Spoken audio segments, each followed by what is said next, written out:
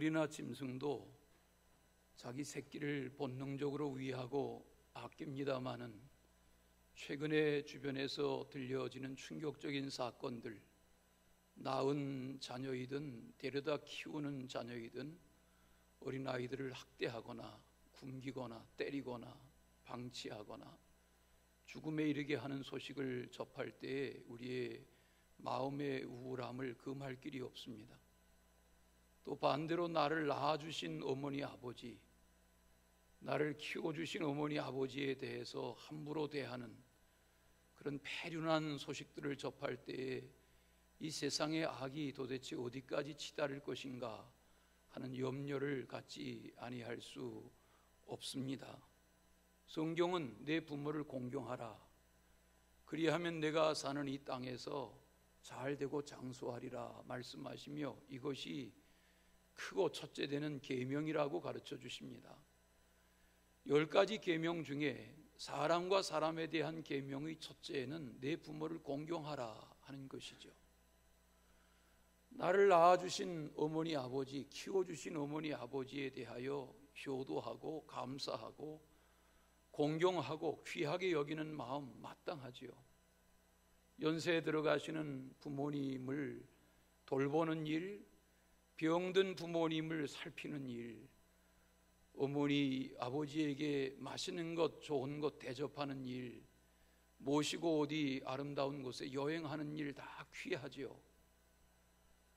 우리의 부모님 세대는 열악한 여건에서 나라의 발전기에 일제시대에 나고 전쟁을 겪고 보릿고개를 겪고 하던 시대의 어른들이 장수시대를 맞으면서 이렇게 오래 살 줄 몰랐던 노년기에 대한 경제적인 준비가 약해서 나라에서 주는 몇 푼 가지고 사는 이웃들도 적지 않고 길거리에 그 1, 2천 원을 벌어보려고 어려운 짐을 주워가며 쓰레기를 주워가며 사는 그런 어른들의 모습을 볼 때 애잔한 마음을 금할 길이 없습니다. 가장 효도하는 길은 부모님이 모르던 예수님, 모르던 하나님 신앙을 가지고 하나님의 자녀로 살아가시도록 하는 길이 가장 귀하죠. 그러나 불교 문화에서, 무속 문화에서, 강한 유교 환경에서 성장기를 보냈던 부모님의 세대들은 사주를 보고 무속인에게 찾아가서 묻고 부적을 붙이고 굿하고 그런 문화 속에 살아가던 부모님에게 자녀들이 예수 알게 되었다고 어머니 예수 믿으세요, 아버지 예수 믿으세요 이렇게 한다고 해서 알았다, 나도 예수 믿을게, 그렇게 돌이키는 부모님 없습니다. 그런 것 생각하면 하나님을 모르고 사는 부모님, 하나님의 은혜를 모르고 사는 부모님이 어떻게 해서 예수님의 은혜를 알고 하나님의 사랑을 깨닫는 그런 생을 살아가실 수 있도록 모실까? 가족에 대하여, 친척에 대하여 그런 마음 갖고, 친가 양가의 부모에 대하여 그런 마음을 갖고 살아가는 그 숙제, 그것이 오늘 우리에게는 신앙으로 사는 가장 큰 효도를 향한 과제 중에 하나가 아닐 수 없습니다. 여러 해 전 일입니다. 일본의 히부아라는 공원에 19살 된 자매가 강도의 칼에 찔려 살해당했습니다.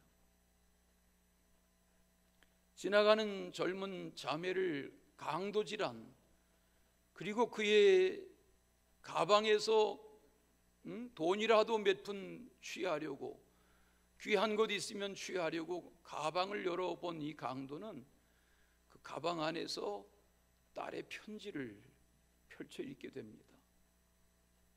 강도의 칼에 죽은 그 자매는 강도의 딸이었습니다.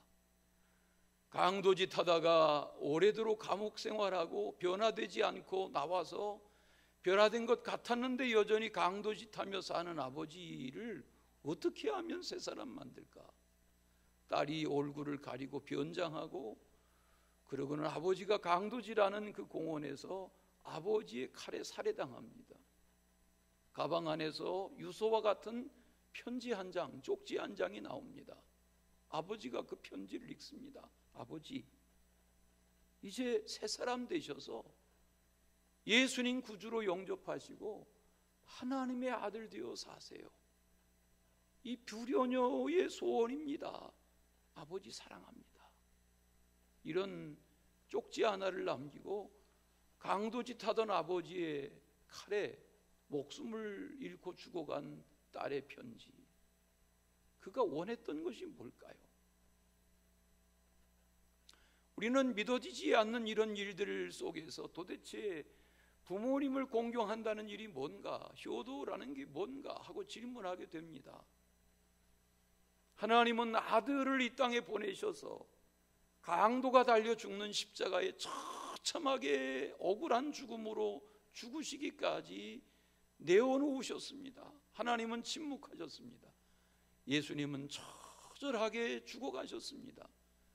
그 주님이 사흘 만에 부활하심으로 우리를 죄와 사망에서 건지셨습니다. 설명으로 다 이해할 수 없는 이것이 우리의 믿는 복음의 바탕 진리입니다.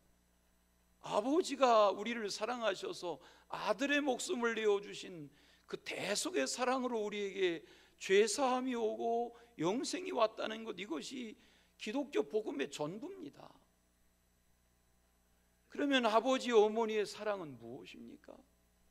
이 세상에 패역한 부모도 더러 있습니다. 그러나 대개 아버지 어머니의 사랑은 설명할 길이 없습니다. 오늘 우리는 참담한 한 가정의 불행한 이야기를 접합니다. 사사시대 말기에 유다 땅에 흉년이 왔습니다. 먹고 살아보려고 소문에 먹을 것 남아있다는 남의 나라 모압 땅에 가서 살게 된 한 가정의 이야기입니다. 가장 엘리멜렉이 아내 나오미와 두 아들 말련과 기련이라는 두 아들의 손을 잡고 모압 나라에 가서 살며 흉년을 피해 살던 중에 이 가정의 아버지가 죽습니다. 어떻게 살아갈까? 두 아들들을 모압 여인들을 며느리로 맞아들여서 가정을 이루었는데 큰아들, 둘째 아들 차례대로 죽습니다. 가정의 남자들이 다 죽고 시어머니 나오미와 두 며느리만 남았습니다. 세월이 지나면서 유다 땅에도 베들레헴에도 다시 농사가 되고 먹을거리 있다더라 하는 소문이 들리니까 이 불행해진 외로워진 시어머니 나오미가 고국에 가고 싶고 시가 마을에 가서 살고 싶어 합니다. 그렇게 살아가던 중에 두 며느리에게 말합니다. 어느 날 얘들아, 너희들 친정으로 가라.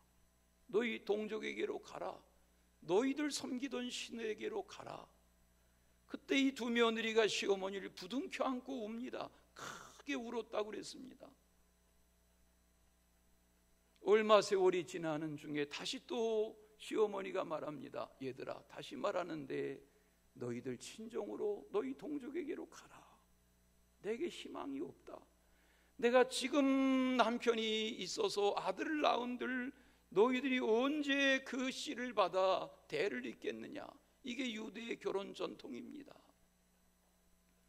그때 이 말을 들은 오르바라는 며느리가 기다렸다는 듯이 어머니에게 입을 맞추고 친정으로 가버렸습니다.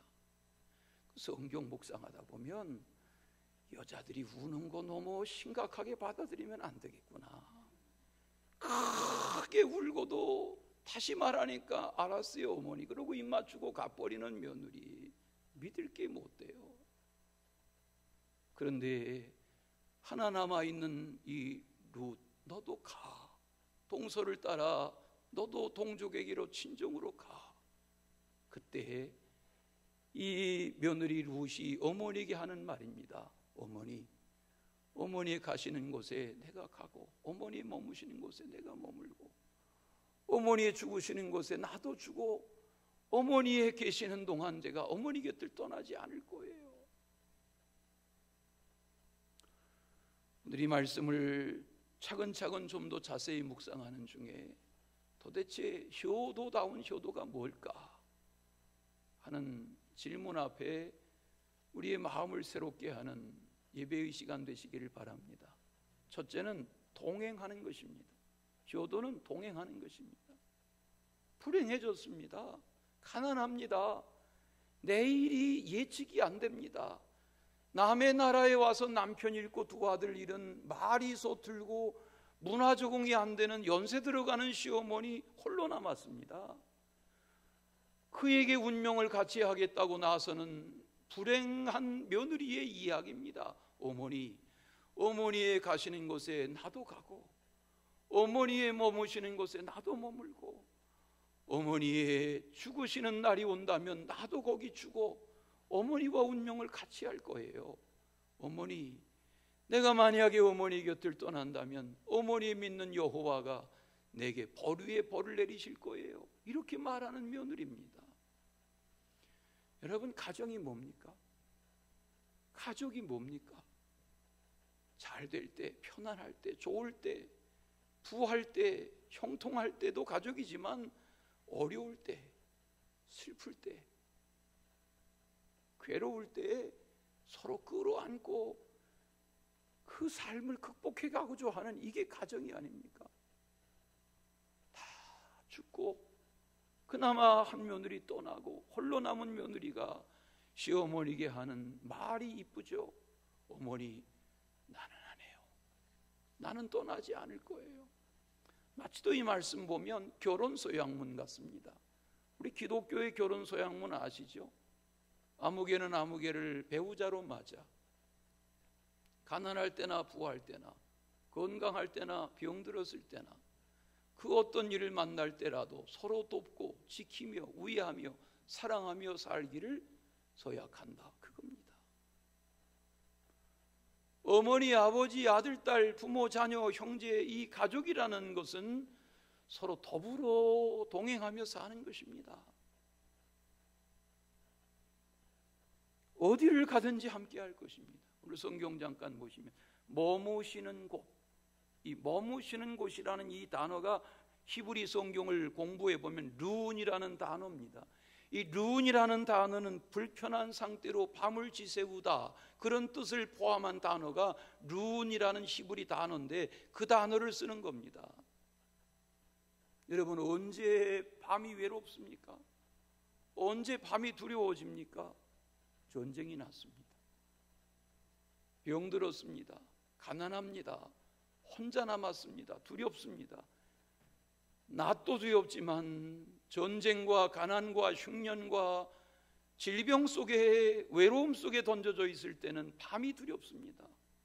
여기 머문다는 말은 그런 말입니다.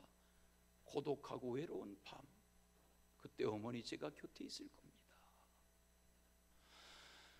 6.25 전쟁이 일어난 지 70여 년 세월이 지났습니다. 이 코로나 환경인데도 미술 전시회가 열린다고 그럽니다. 지난 주말 인터넷 뉴스에 보니까 피카소의 작품 100점이 한국에 들어왔습니다. 전시되는 중에 한국전이 열렸다는 소식을 듣고 피카소가 한국에서의 학살, 이런 제목으로 1951년 전쟁 중에 그린 작품이 70년 만에 우리에게 공개됐습니다. 이 작품입니다. 총구를 겨누는 적군들, 전쟁 중에 총구 앞에 벌벌 떨고 있는 나체로 그려진 부녀자들, 임신녀들, 어린아이들, 두려움과 공포 속에 휩싸여 있는 저 채색 그림이 우리에게 주는 충격은 무엇입니까? 전쟁, 가난, 질병. 여러분, 전쟁은 군인이 많이 죽는 것 같지만 한국전도 마찬가지, 1, 2차 세계대전도 마찬가지, 전쟁의 역사는 군인이 많이 죽는 게 아닙니다. 부녀자들과 어린아이들이 가장 많이 죽습니다. 피카소는 이 전쟁의 참상을 소식을 듣고 가본 적이 없는 아시아의 코리아라는 나라에 전쟁으로 학살이 일어나고 있다. 마치도 이 사사시대의 기근의 장면은 전쟁과 같습니다. 먹을 것이 없습니다. 훔쳐갑니다. 살 길이 없습니다. 그래서 남의 나라에 가서 살아보려 했는데 남편 주고 두 아들 주고 전쟁터 같은 집안이 됐습니다. 홀로 남은 시어머니에게 며느리가 말합니다.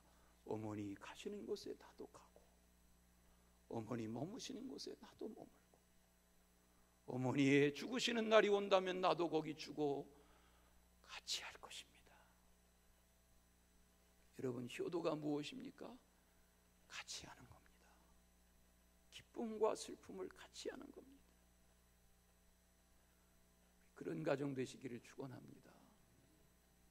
두 번째는 뿌리에 대한 말씀을 대합니다. 뿌리라는 영화를 아십니까? 저희 미국에서 저희 자녀들 중고등학교 자랄 때 보니까 뿌리라는 작품을 그 당신 뭐 이렇게 비디오로 할 때인데 그 작품을 그 대하 드라마 같은 작품을 다 보게 해요, 애들에게. 왜 그래요? 마태복음 1장, 누가복음 3장에 족보가 있지요. 예수님은 누구시다. 누가복음 3장에 보면 예수님의 족보가 나오죠. 거꾸로 족보가 쓰여지죠. 그 우이는 아담이니라가 뭐예요? 뿌리가 있단 말이에요. 우리나라는 작은 나라에 100가지 성 넘는 성을 가지고 사니까 백성 이렇게 말하고 우리 성경에도 백성이란 표현을 쓰는데 오늘 루시 말해요. 어머니의 백성이 나의 백성이 되고 라는 말은 나는 비천한 모함 여인이지만 어머니의 백성, 어머니의 혈통, 나는 유다 민족의 혈통을 이어받는 어머니의 운명을 이어가는 삶을 살고 싶어요. 살아드리고 싶어요. 그런 고백입니다. 물론 오늘날과 같은 시대에도 미국의 국적, 미국의 시민권을 가지려고 미국의 영주권이라도 받으려고 줄을 서고 국경을 넘어섭니다. 트럼프 정부가 멕시코에 엄청난 장벽을 저렇게 쌓았다지만 그 장벽 위로 피덩이 어린 아이들을 집어던지는 세대들이 있습니다. 왜? 우리는 못 가도 너희들이라도 생명이 부여될 수 있다면 미국 땅에 가서 미국 시민권을 받아 사람다운 대접받고 살아라. 물론 미국이라는 나라가 꿈의 나라 아닌 거 아시죠? 그 나라에도 엄청난 문제가 많지만 그래도 여전히 세계 많은 사람들과 난민들 중에는 어떻게 하면 미국에 들어가 살고 어떻게 하면 미국의 시민권이 될까? 그런데 여기 모압 여인 며느리 룻의 고백은 내가 어머니의 백성이 되고 이렇게 말합니다. 성경 한번 찾아보시겠어요? 비춰드릴 수도 있는데 신명기 23장에 펼쳐보시면 거기 3절부터 6절까지 4절 말씀에 왜 모압 백성이 이스라엘 백성이 된다는 일이 쉽지 않은가 하는 것을 설명하는 말씀이 나옵니다. 우리 공부하실 양 찾아보십시오. 거기 신명기 23장 3, 4, 5, 6절에 암몬 사람과 모압 사람은 여호와의 총회 받아들이지 마라. 이게 하나님의 명령입니다. 여호와의 총회라는 말은 이스라엘 민족으로 받아들이지 마라 그 말입니다.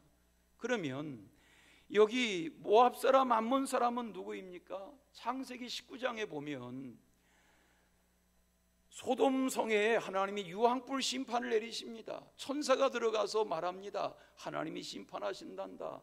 거기 롯이 천사의 말을 듣고 두 딸과 아내와 두 사위 될 이들에게 권합니다. 두 사위는 장인 될 롯의 말을 농담으로 여기고 따라 나서지 않습니다. 롯이 아내와 두 딸을 데리고 급하게 소알 땅으로 이동하는 중에 유황불 심판을 뒤돌아보던 롯의 아내가 소금 기둥이 되지요. 그리고 소알 땅의 동굴에 피신하여 살아가던 중에 두 딸의 마음속에 생각이 있습니다. 우리 아버지 홀로 남고 소알 땅은 폐허가 되고 지금 소돔 땅은 폐허가 되고 지금도 폐허입니다. 동굴 속에 지내던 두 딸이 의논합니다.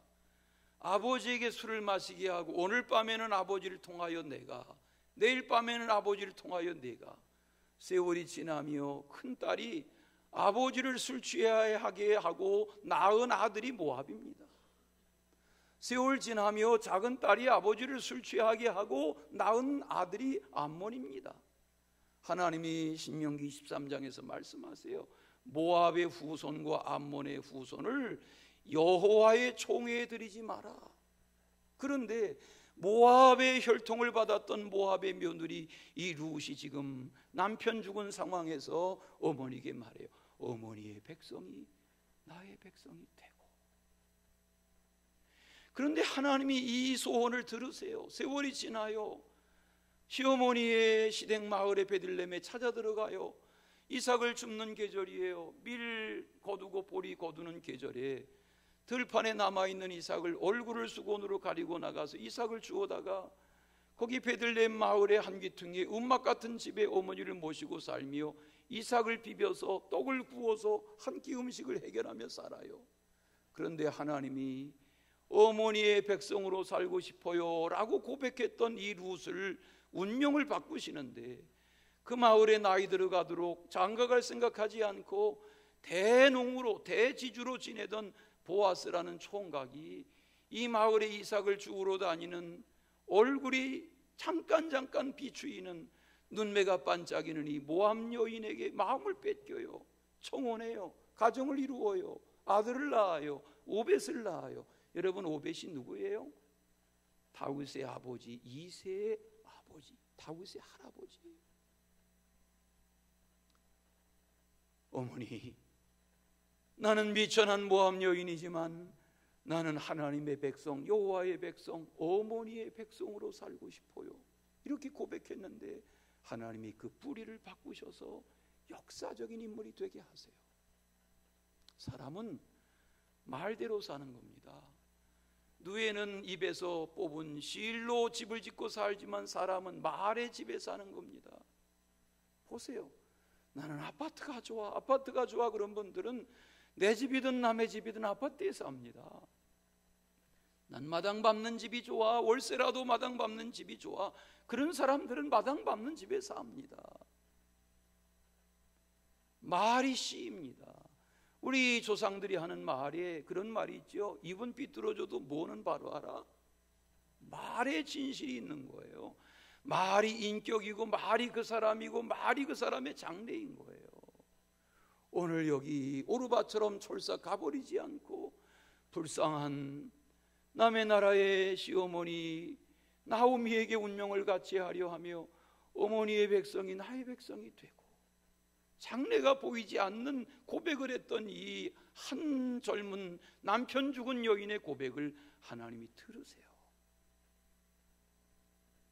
말의 은혜가 있는 가정, 말의 부모님의 마음을 훈훈하게 하는 가정 되시기를 축원합니다.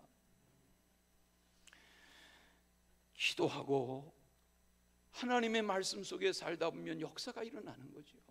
지난 화요일에 우리 예배당에 우리 지방 교역자들이 거의 다 모였습니다. 50여 명 모여서 예배했습니다.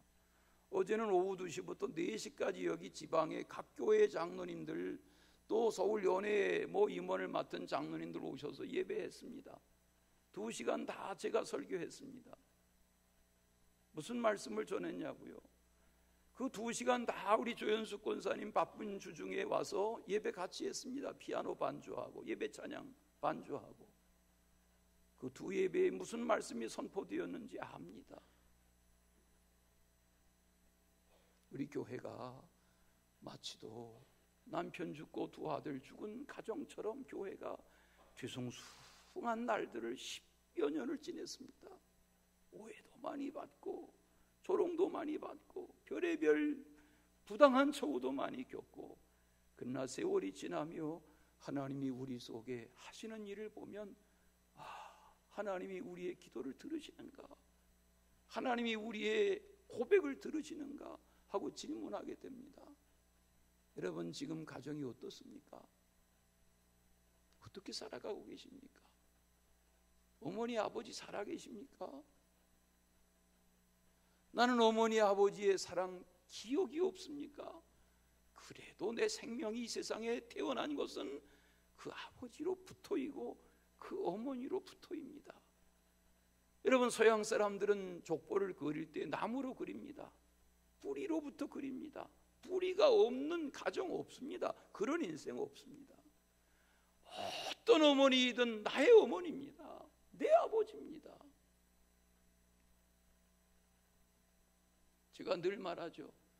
저희 어머니 맏딸로, 물론 오빠 계셨다지만 사관학교 나와 전쟁 중에 6.25 전쟁 중에 결국 전쟁 중에 전사하고 남동생 외삼촌들 5 다 소파라 논파라 대학 가르치도록 우리 어머니는 맏딸인데 초등학교밖에 못 나오시고 시골에서 전쟁 중에 결혼하고, 저는 어머니 지금 생존해 계시지만 1년 만에 어머니 손잡아 봤습니다. 허리 아파. 코로나 시대에 병원에 옮겨가서 보니까 척추가 다 부러지신 걸 모르고,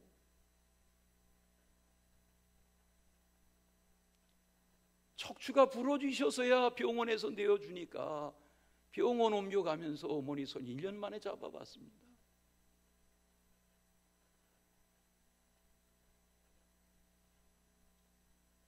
가족과 함께 오늘 우리 속에 하나님의 역사를 잘 이루어가는 은혜가 있으시기를 축원합니다.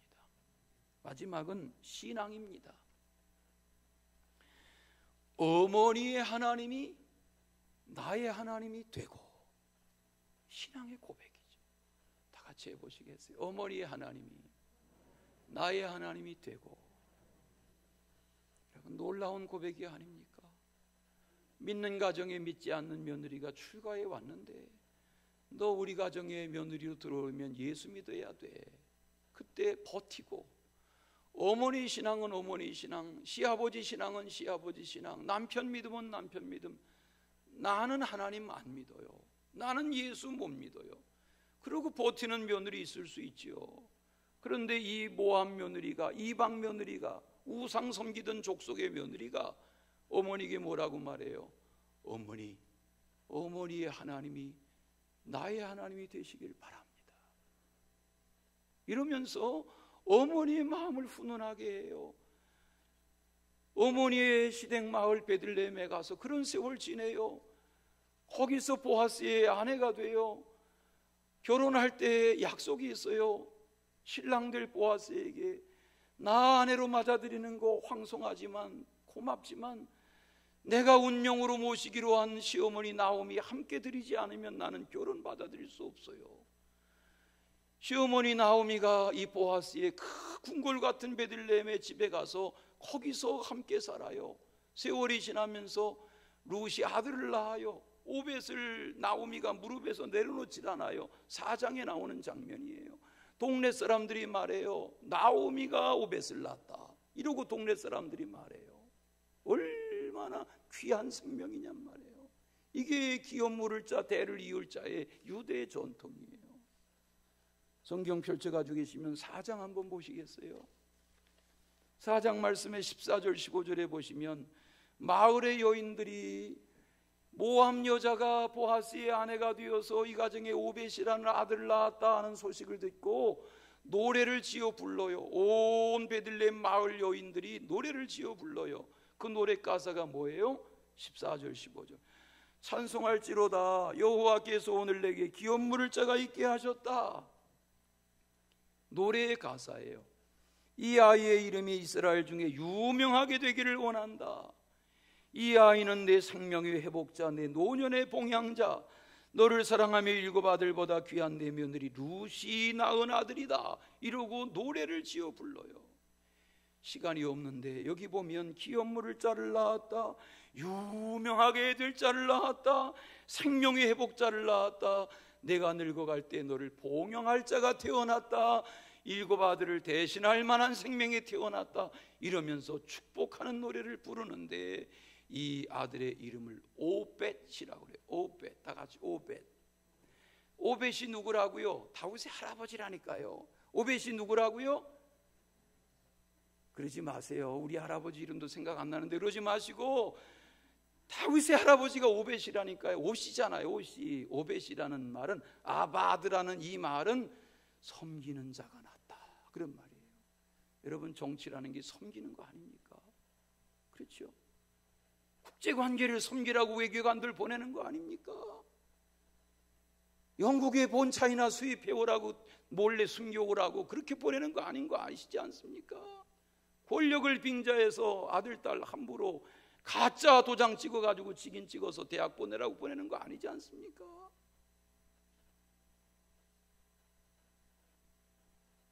아바 아들하는 오벳을 낳았다는 말은 섬길 자가 태어났다. 그런데 그 베들레헴 시골 마을에 오벳이 나중에 이새라는 아들을 낳아요. 이새가 8아들을 낳아요. 그 막내 8째가 다윗이에요. 하나님이 오벳 섬기는 자의 가정의 3대째에 가서 보아스의 증손자 룻이라는 증조 할머니의 대를 이어서 이 가정에 다윗이 나게 하세요. 나라를 살리고 민족을 살리고 역사를 섬기는 하나님의 사람이 나게 하세요. 기도합니다. 효도하는 가정이 잘 된다 말씀하십니다. 오늘 우리가 부모님께 잘해야 하는 이유가 칭찬받기 위해서가 아니라 하나님의 공식이니까 부모님께 마음을 들여서 잘 할 때 하나님의 역사가 선물처럼 주어지게 될 줄로 믿습니다. 어머니 하나님이 나의 하나님이십니다.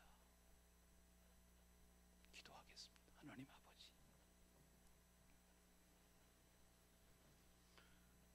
어머니를 통하여 아버지를 통하여 우리의 생명을 주시고 나로 나되게 하시며 이 열악한 나라에서 주권도 빼앗기고 전쟁도 겪었던 보릿고개 넘기 위해 애쓰고 고생하던 우리의 역사 잘 살게 하신 것 감사합니다. 북녘의 형제들도 이제는 풀어놓아 주시고 잘 사는 우리의 경제력 가지고 열방 중에 나아가 잘 살기 운동하게 하되 하나님 복음을 전할 수 있는 선교 민족, 선교 백성 되게 하시고 하나님의 가정들을 되게 하여 주시옵소서.